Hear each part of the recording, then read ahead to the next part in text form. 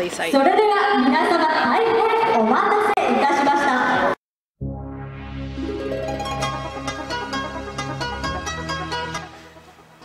Hello!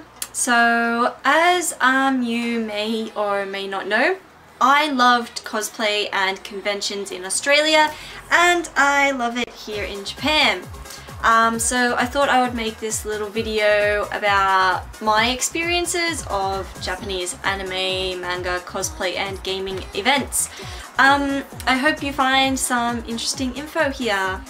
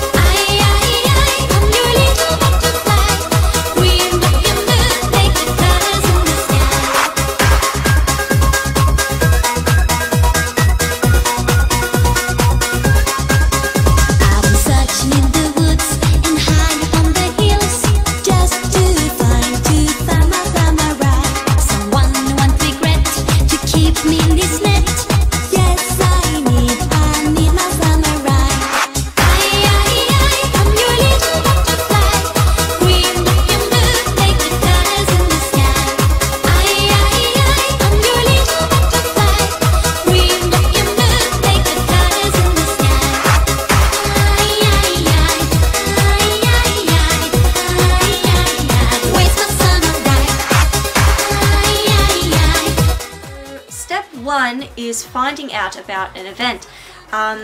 If you're like me and your language skills aren't that hot, it can be hard to know when events are going to be on because usually smaller things like local game tournaments or cosplay shoots aren't widely advertised. I think the best way to go about finding out about these events is by a combination of asking around and the internet. I know I frequent Cosplayers Archive to see when cosplay events are on in my area. If you know the name of the event, such as Comiket or Tokyo Game Show, you can simply Google to see when the events are.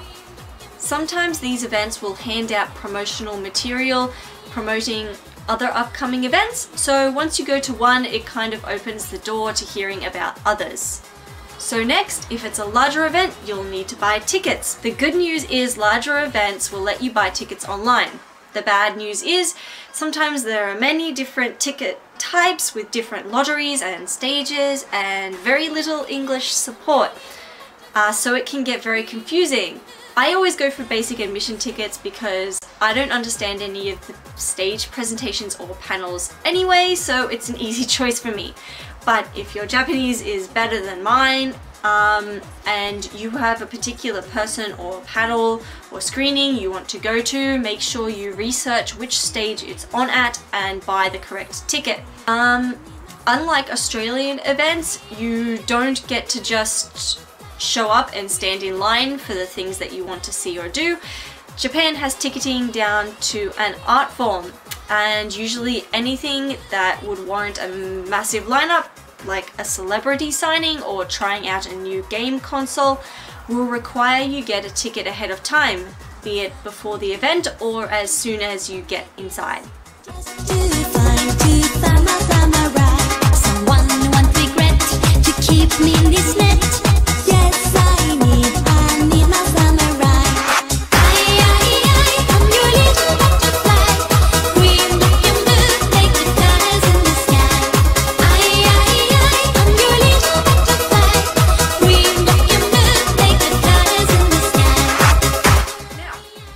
To an event. Japanese public transport is generally awesome. It's 100% your best bet getting to an event. Even more rural cosplay shoot events are generally accessible by some kind of public transport. However, please note that going to an event in costume is a big no-no.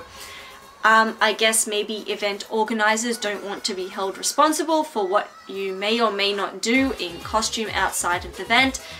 I don't know.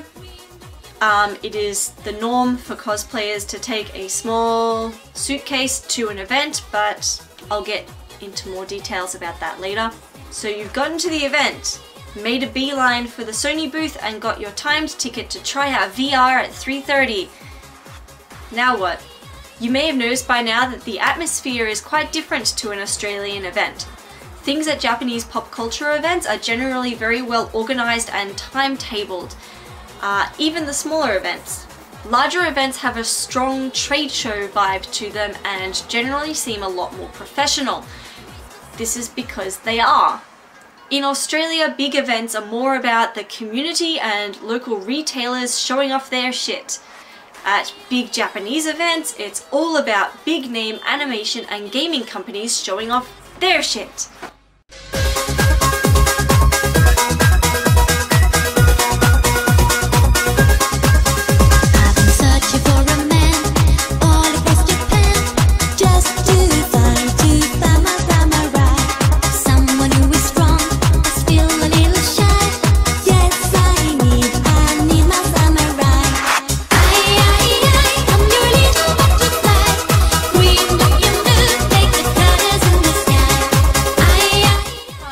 Community-made content or non-official merch at Anime Japan.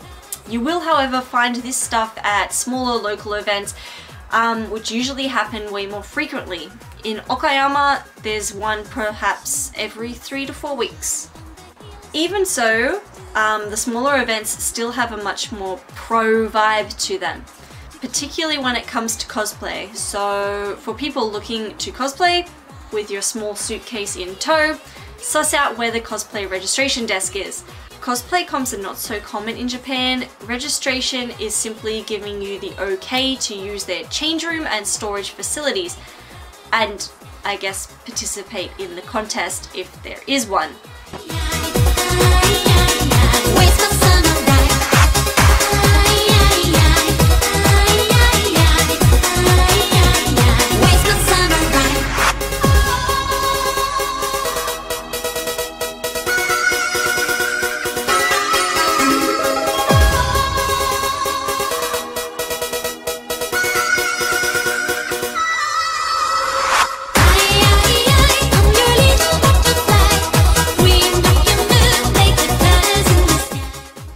There will usually be a cover charge involved with this, so be prepared for that.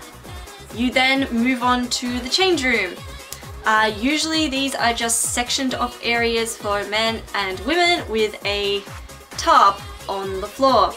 You must bring your own mirror and get ready for terrible lighting. Yeah.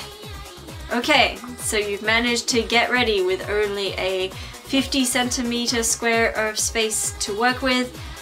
Good job. Head back out and leave your shit with the locker room guy. Now, you get to take some sweet ass pictures. At big events, cosplay is rather confined to one area. You'll see cosplayers standing against a wall somewhere with people lining up all polite like to take pictures of them.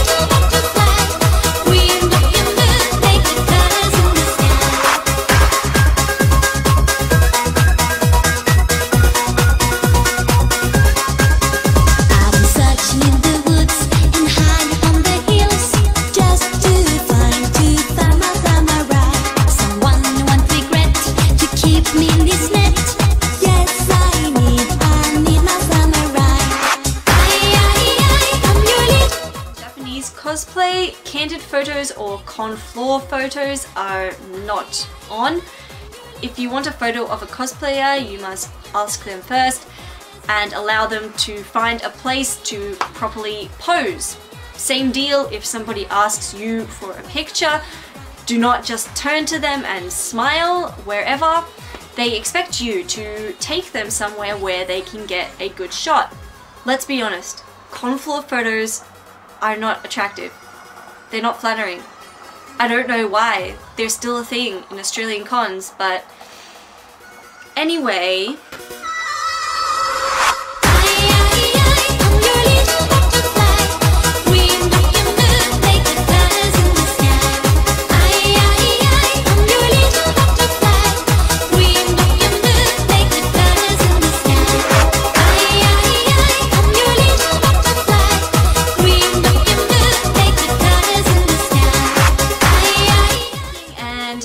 out business card like things with your picture and social media info is also recommended. Usually photographers will then use this info to tag you in their photos. It serves as a great way to form cosplay networks and properly credit both photographers and cosplayers. So this is my little card. It has my Instagram, Twitter and Cure Cosplay account info on it. I've noticed that cosplayers in Japan definitely don't use Facebook as much as Australian cosplayers do. At smaller events, it's perfectly acceptable and usually a lot of fun to meet with people dressed from the same series and take pictures together. I feel like in Australia, unique, unknown, gender-bent or modified characters are popular cosplays. There's a lot of appreciation for originality and creativity in cosplay choice. People like standing out from the crowd and doing something different with one or two of their friends. Do note that this is not so much the case in Japan. People probably won't appreciate your post-apocalyptic femme Ash Ketchum as much as they would appreciate your Nozomi from Love Live. If you're new to cosplay in Japan, cosplaying what's popular and lending yourself to photos with other groups is a good way to break the ice. So I hope this info has been somewhat interesting and informative.